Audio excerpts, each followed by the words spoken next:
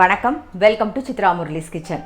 இன்றைக்கி என்ன ரெசிபி பார்க்க போகிறோம் அப்படின்னா, அரப்புளி குழம்பும் வெண்டைக்காய் ஃப்ரையும் தான் பார்க்க போகிறோம். ஸோ அரப்புளி குழம்புக்கு வந்து கல்ச்சட்டியில் வந்து நல்லெண்ணெய் விட்டு வச்சுருக்கேன். நல்லெண்ணெயில் பண்ணால் தான் நல்லாயிருக்கும். ஸோ விட்டு வச்சுருக்கேன். அதுக்கு என்னென்ன தாளிக்கணும் அப்படிங்கிறத பார்த்துலாம். இந்த பக்கம் கடாய் வச்சுருக்கேன். அதில் எண்ணெய் விட்டு போனாமல் வெண்டைக்காய் ஃப்ரை தான் பண்ண போகிறோம் நம்ம.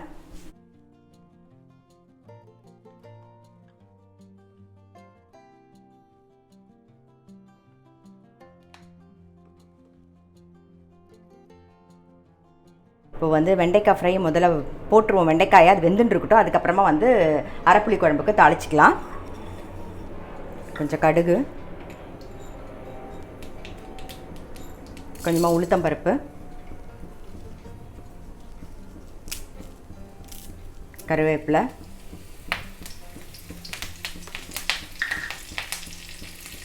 மஞ்சள் பொடி,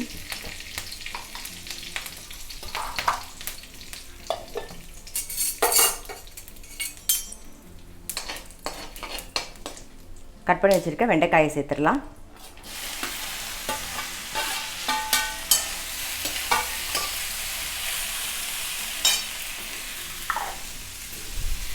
தேவையான உப்பு சேர்த்துருவோம்.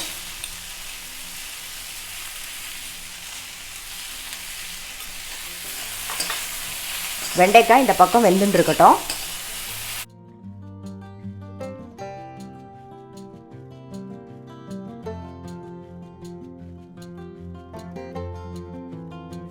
இந்த பக்கம் வந்து நல்லெண்ணெய் விட்டுருந்தோம். அது நல்லா காஞ்சிடுது.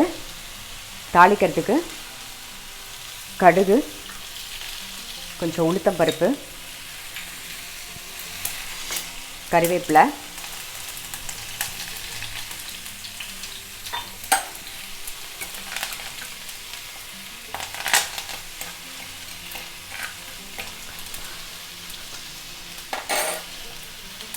ரெண்டு டீஸ்பூன் தேங்காய் சேர்த்தா போதும். 2 டீஸ்பூன் தேங்காய் எடுத்து வச்சுருக்கேன். அப்புறம் பச்சை சுண்டைக்காய் போட்டு தான் பண்ண போகிறோம் நம்ம இன்றைக்கி. பச்சை சுண்டைக்காய் கட் பண்ணி ரெடியாக வச்சுருக்கேன். இதுக்கு வந்து நீங்கள் பாவக்காய் யூஸ் பண்ணிக்கலாம், அது இதெல்லாம் யூஸ் பண்ணலாம். பச்சை சுண்டைக்காயில் தான் பண்ணணும். நீங்கள் வந்து சுண்டைக்காய் வத்தல் வச்சுருந்தா பண்ணலாமான்னு கேட்காதீங்க, பண்ணால் நல்லாவே இருக்காது.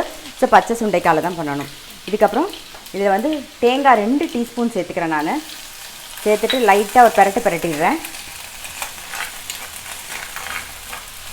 இப்போ சுண்டைக்காயை சேர்த்துடலாம்.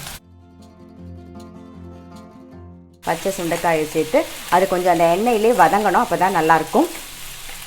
சுண்டைக்காய் வந்து வதங்கிடுது. கொஞ்சம் பெருங்காயம் சேர்த்துக்கலாம். அப்புறம் இது வந்து அரப்புளி குழம்பு அப்படிங்கிறதுனால நம்ம வந்து எப்பயும் சாம்பாருக்கு விடுறது புளியை விடவே கொஞ்சம் கம்மியாக தான் விடணும். ஸோ நான் அதனால் வந்து சின்ன நெல்லிக்காய் சைஸில் நீர்க்க கரைச்சி வச்சுட்டுருக்கேன் புளியை. அதை சேர்த்துட்றேன். இப்போது இது கூட சாம்பார் பொடியும் சேர்த்துடலாம். கொஞ்சம் தண்ணி விட்டு கொதிக்க விடுவோம்.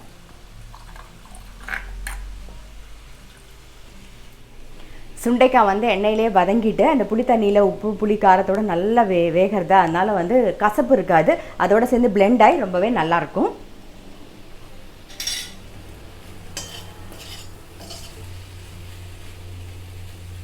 புளித்தண்ணி வந்து நல்லா கொதிச்செடுத்து இப்போ வந்து தோரம்பருப்பு சேர்க்க போகிறோம். தோரம்பருப்பு நான் வந்து வேர்க்கடலையும் வேக வச்சு எடுத்து வச்சுருக்கேன்.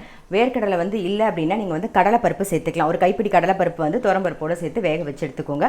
ஒரு கரண்டி, இப்போ எப்படி அளவு அப்படின்னு பார்த்தீங்கன்னா முக்கால் கரண்டியோ இல்லை கப்போ நீங்கள் வந்து தோரம்பருப்பு எடுத்துட்டிங்கன்னா ஒரு 1/4 கப்புக்கு வந்து கடலைப்பருப்பு எடுத்துக்கலாம். அதே மாதிரி கடலைப்பருப்பு எடுத்துக்கலாம் அப்படின்னா வேர்க்கடலை இருக்குது அப்படின்னா அது ஒரு 1/4 கப்புக்கு எடுத்துக்கலாம். ஏதாவது ஒன்று நீங்கள் போட்டால் போதும். இப்போ நான் வந்து வேர்க்கடலை வேக வச்சு எடுத்து வச்சுருக்கேன். அதே மாதிரி தோரம்பருப்பும் வேக வச்சு ரெடியாக எடுத்து வச்சுருக்கேன். இப்போ நம்ம அதை சேர்த்துருவோம். கொஞ்சம் வெல்லத்தையும் சேர்த்துருவோம். வேக வச்ச வேர்க்கடலை, அப்புறம் பருப்பு, இதெல்லாம் சேர்ந்து நல்லா கொதிக்கணும். இன்னும் உப்பு சேர்க்கல, உப்பையும் சேர்த்துருவோம்.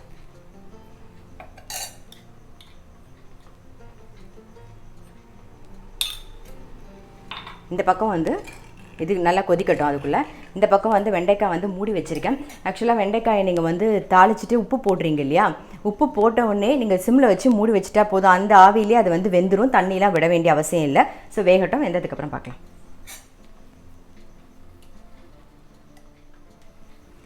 குழம்பு இன்னும் கொதிக்கலை. ஸோ கொதிக்கட்டும். அதுக்குள்ளே இந்த பக்கம் வந்து வெண்டைக்காய் நல்லா வெந்தெடுத்து நம்ம வந்து பெருங்காய பொடி சேர்த்துருவோம். அப்புறம் ரெட் சில்லி பவுடர், மிளகாப்பொடி, தேவையான மிளகாப்பொடி சேர்த்துக்கோங்க. அரிசி மாவு எல்லாத்தையும் மிக்ஸ் பண்ணிவிட்டு பரத்தி வச்சுருவோம். நல்லா ரோஸ்ட் ஆகிடும். அப்படி இப்படி பரத்தி வச்சிட்டிங்கன்னா நல்லா ரோஸ்ட் ஆகிடும். அரப்புளி குழம்பும் ரெடி ஆகிடுது. இந்த பக்கம் வெண்டைக்காயும் ரெடி ஆகிடுது. ஸோ இன்றைக்கி ரெசிபி பார்த்துருப்பீங்க. பச்சை சுண்டைக்காய் போட்டு அரப்புளி குழம்பு. இது எப்பயும் போல் சொல்கிற மாதிரி தான். நல்லா சுட சாதத்தில் நெய் விட்டுன்னு பெசஞ்சு சாப்பிட்டிங்கன்னா ரொம்ப நல்லாயிருக்கும். இது தொட்டுக்கிறதுக்கு அப்பளம் படாமல் அதுக்கும் நல்லாயிருக்கும், காரக்கறியும் நல்லாயிருக்கும். ஸோ இந்த பக்கம் வெண்டைக்காய் கறியும் ரெடி ஆகிடுது. ஸோ கண்டிப்பாக நீங்களும் உங்கள் வீட்டில் ட்ரை பண்ணி பாருங்கள். நான் அடுத்த வீடியோவில் சந்திக்கிறேன். நிறைய பேர் கேட்டிருந்தீங்க, எப்படி இவ்வளோ சீக்கிரம் வந்து சமையல் முடிக்க முடியுது அப்படின்னு சொல்லிட்டு. வேக வைக்கிறதெல்லாம் முன்னாடியே வேக வச்சுருவேன். அதே மாதிரி கட் பண்ணுறதெல்லாம் என்னென்ன தேவையோ அதெல்லாம் முன்னாடியே ரெடியாக எடுத்து வச்சுருவேன். அதுக்கப்புறம் வந்து நீங்கள் ஆரம்பிக்கும் போது டக்குன்னு எல்லாம் முடிஞ்சிடும். எப்பயுமே அப்படி தான். முன்னாடி நாளே நீங்கள் பிளான் பண்ணிக்கோங்க என்ன பண்ண போகிறீங்க அப்படின்னு சொல்லிட்டு. காலையில் எழுந்து குளிச்சுட்டு வந்தோடனே டக்குன்னு வேக வைக்கிறது, கட் பண்ணுறது எல்லாம் ரெடி பண்ணி வச்சுட்டு நீங்கள் ஆரம்பிச்சிங்கன்னா சமையல் வந்து நிமிஷமாக முடிஞ்சிடும். ஸோ நான் அப்படி தான் வந்து நான் பண்ணுறேன். நீங்களும் ட்ரை பண்ணி பாருங்கள். நிக்கிலுக்கு வந்து டிஃபன் பாக்ஸ்க்கு இந்த சாதம் தான் கலந்து கொடுக்க போகிறேன். ஏன்னா இன்றைக்கி ஸ்பெஷலாக எதுவும் பண்ணல.